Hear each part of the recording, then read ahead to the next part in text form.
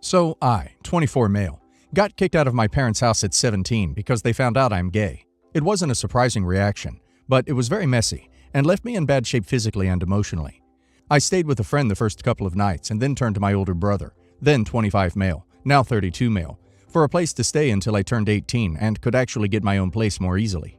He basically told me he was sorry about what happened and he didn't agree with our parents' actions, but ultimately, taking me in would get him cut off too, and he didn't want this to get in the way of his inheritance, so he wasn't going to help me any further than giving me a lift to a hostel or homeless shelter.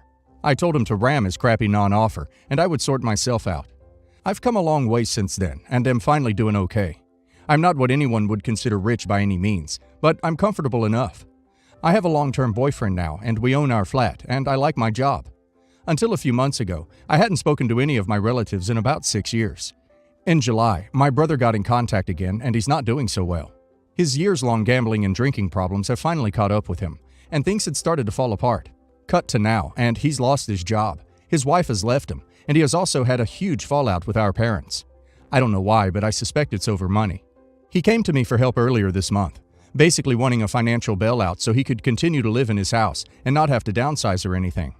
Besides the fact I couldn't really afford to bail him out, I'm still really ducking angry about him turning me away when I got chucked out. I told him as much, and basically said, use the inheritance I was in the way of. He got really mad and called me all kinds of crap. Obviously, he thinks I'm an a-hole. My boyfriend says he doesn't think I did the wrong thing per se, but I could have been the bigger man and at least done something to help him. I don't know. It's late at night and I suppose I'm thinking it over and second-guessing my convictions. Was I an a-hole for this? Edit. A note because I realized I missed this, and it might be relevant. The inheritance wasn't from our parents, but our paternal grandparents, who were very well off, but very much sided with mom and dad on kicking me out and cutting me off. The grandparents have both died, her 5 years ago, him last year, and, I assume, my brother got the money, but has somehow blown it all. Not the a-hole. You were homeless and shunned by your family at 17. You asked your brother for help, and the only thing he could offer you was a ride to a homeless shelter. His reasoning being so he doesn't lose his inheritance money.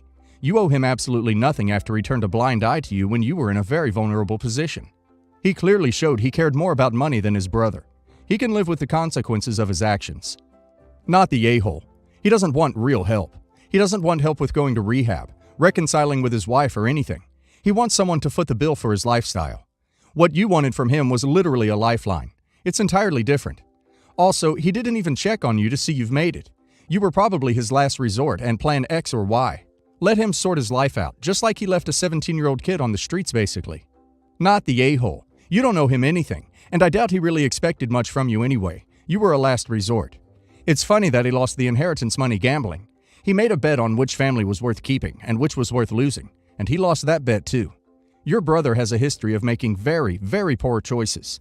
Perhaps when he hits rock bottom, he'll start to reassess and work out what's really important in life. My 43 male son Aaron passed away when he was 16. He had a chronic heart condition, but it got worse, and his unexpected death broke us. It was so devastating. My ex-wife and I had to suffer this huge loss, and I was expecting our pain to be similar because we were suffering the same loss. But she coped by getting away from everything that would remind her of Aaron, even when that meant leaving me to grieve on her own. Thankfully, I was able to get support, and I met my current wife 2 years after Aaron's passing. We're now married, and I have a stepson named Sam. He's 15, and he means the world to me. I love him so much, and he sees me as his dad, which makes me happy and grateful that I got another shot at having a sweet family like I used to. Even when you think that you are learning to live with the loss of your child, dates of special family-oriented events, birthdays, holidays, death dates, Mother's Day, Father's Day, etc., the pain and grief begin to come in waves. But my stepson has always been there for me, and so has my wife. A few days ago, I was discussing Sam's future with my wife. I had some money in a deposit account that I created for Aaron when going to college, although it was unlikely. But I did this to lift up his spirit at the time and give him motivation to keep fighting. The money hasn't been touched because I felt so much pain when I thought about what could have been. I decided to give Aaron's college fund to my stepson, Sam. He was so happy. But my family heard and lashed out at me about how I was trying to replace my son and give away his college fund when I was supposed to be honoring his memory by donating the money. I told them that that was my wish, but they got my ex involved and she thought wrong and came at my wife and son and told Sam that he will never be benefiting from our son's money and said I was wrong to think I could replace Aaron by doing this. I'm just confused by this massive aggression and hatred towards Sam from everyone. He's now refusing the money, said that since it was Aaron's money, then he didn't want it. I'm stuck and unable to figure out what to do at this point. Was I the a-hole? Was this an insensitive thing to do? Not the a-hole. Your family is completely out of line. First, the money was only partially earmarked for college. It really was a motivational force. When your son passed, it no longer had a purpose. It's entirely reasonable to use the money to support your other child. Second, your other family members are completely out of line. The funds are being used to support another person's higher education aspirations. There's no added nobility in forcing struggle on your other son or competition between these two children. I'd sit down with Sam and explain that this is a life-changing gift. Presumably it is, and that he shouldn't endure unnecessary hardship at a uniquely challenging time, because some fools can't keep their unfounded opinions to themselves. Not the a-hole. You'll honor Aaron's memory in giving the money to Sam for college. Donating the money to charity would be nice, but it is generally faceless and anonymous. Sending Sam to school and witnessing his success would be incredibly personal. Info. Did your ex-wife contribute to his college fund along with you, or was it 100% solely your money? If it is solely your money, no a-hole. I understand their grief. You don't want to feel like your child is being replaced by another child, and this is a big milestone your ex-wife expected to share with your child. But you aren't wrong to use the money like this. If it is both of your money, I would say a gentle yes the a-hole. Your heart is in the right place, but you, morally, can't spend her money saved for your son without her equal contribution. No, just me. I had been saving up for the last 2 years of my son's life. I knew he wasn't going to be able to go to college. I just had this terrible gut feeling. He barely made it through high school. It was mostly at home study, but was hard to keep up with the schedule. Several years ago, hubby and I vacationed in Australia. I adore opals and associate them with my late grandmother, but only had one tiny one in a tchotchke I'd inherited from her. So I looked at a pendant in my souvenir budget. When I finally found one I loved, hubby asked me not to buy it. My birthday was coming up. He'd never bought me any jewelry except my engagement ring, and he wanted to do it. I did not want to put this one I'd fallen in love with back, but was talked into it. The next morning, he went shopping without me. Fast forward to my birthday. He gave me a hedge trimmer. I thanked him and waited. Things got awkward. Finally, I asked about the opal. I know it's rude to ask about a gift, but he convinced me to not buy it so he could. He was initially confused, then apologized profusely. He'd forgotten. I tried not to cry, but was clearly upset. He got defensive about how busy the trip had been. I reminded him of the solo shopping trip. He got more defensive and called me greedy. It turned into an ugly fight. He considered it a nothing of an oops, and thought I was overreacting since he hadn't forgotten my birthday. I was crushed after the anticipation. Unfortunate things were said on both sides. We patched things up. I resolved not to let him prevent me from buying something for myself again. He never asked again. I tried to find a similar item locally, but couldn't at my price point. Years pass, and we never go back as intended for many reasons. Cut to earlier this year. A friend down under who knew the original story had long offered to find a replacement. She offered again, as I was having an out-of-character desire to go shopping during virus lockdown. A lot of cell phone pics later, she bought and shipped it. It arrived last week. Last week was my birthday. I never meant for it to show up my birthday week. Couldn't have planned it if I tried, given international shipping and customs. Worse, she'd sent it with a small gift and card. Until it arrived, I hadn't mentioned it to hubby. As far as I knew, the previous fail was ancient history. I was buying stuff for me with my money. We never discussed those sorts of purchases. He flipped out when I opened the package. It was salt in the wound that, in his eyes, I bought my own birthday present after he didn't. By the way, he didn't forget my birthday this year. He still sees this as passive-aggressive, rubbing his past failure in his face. He accused me of going behind his back, claims he always meant to get me one to make up for things, and told me I can never wear it without hurting him. I thought he'd calm down and be able to discuss it later. No, he's only willing to let it go if I get rid of the pendant. I emailed to explain the birthday timing was a fluke. His entire reply was, "I don't care." After several years, I had no idea he still cared or intended to buy me one himself. It feels unfair, but if I'm the a-hole, it's probably best to get rid of it. So, am I? Not the a-hole, not the a-hole, not the a-hole.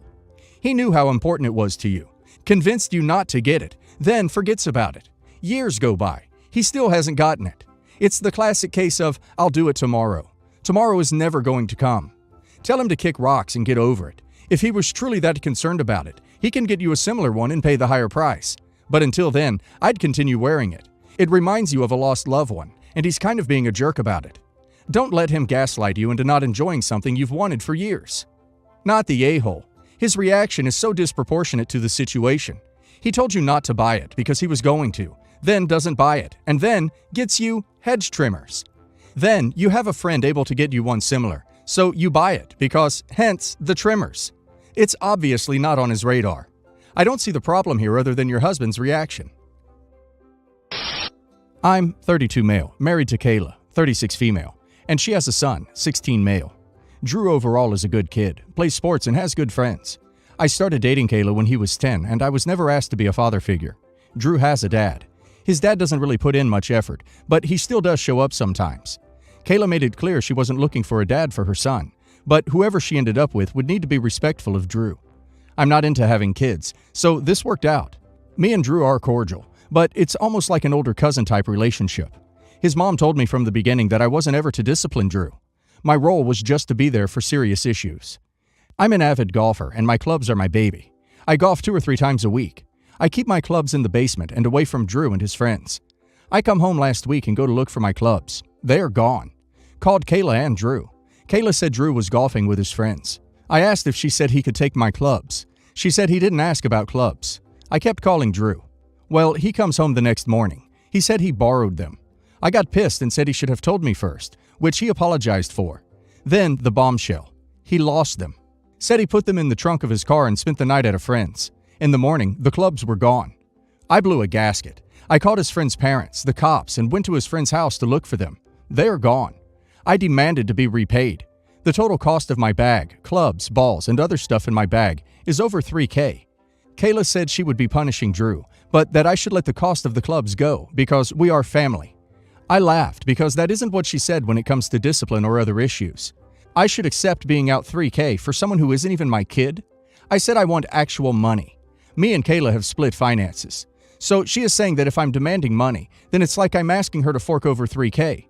I said that is her issue, not mine. She then asked if Drew could work off the debt by doing the lawn, projects, and more chores till the debt is clear. I said no chance. She is saying that Drew can't get a job because of sports. So I needed to just accept his apology, her punishment, and hard labor as repayment. I want actual repayment and not lip service. So I will not be giving Drew anything until I recoup my money. No Christmas, birthday, graduation gifts. I will not give him money for gas, dates, or food like I had before. If he asks me for something that will cost money, I'll just say golf clubs, till I got $3,000 back. Kayla is saying that isn't how you treat family who makes a mistake. I said Drew might be family, but that doesn't mean I have to be a doormat. A few of my friends see my side, and others are calling me an a-hole. Am I the a-hole? Not the a-hole, but the bottleneck is not Drew, it's Kayla. She's the one who has adult-level money, and she's the one who is refusing to pay you compensation for what her son did. Correct behavior on her part would be to pay you herself, rather than making Drew do it, and then to discipline Drew in whatever way she, as his parent, believes is most likely to teach him to behave better in the future. Right now, the problem is that she's complaining in outrage that it's like you're asking her to fork over $3,000. But you should be asking exactly that, because she should indeed fork over $3,000 out of her own money. Since you two keep separate finances in the first place, that's an easy way to compensate you for your clubs. So why is she objecting to it? And why are you letting her get away with dodging so that you feel that you can't get your money back except in tiny bits and pieces from not giving things to Drew? She should be paying you back. You should be staying firm with her about this. He sold those clubs. Note how OP doesn't say anything about damage to the kid's car. How'd clubs get stolen out of his trunk? Who even knew they were in there? Is that all that was stolen? Kid sold those clubs. Not the a-hole. She doesn't want you to treat Drew like your son until it benefits her. He is 16. That is more than old enough to know not to take other people's belongings without permission, and damn sure old enough to replace things he breaks or loses. Honestly, I'd tell Kayla she won't be getting anything from you either until the debt is paid off. She is an overly permissive mother, and this will be a reoccurring problem if someone doesn't make Drew learn, and it clearly will never be her.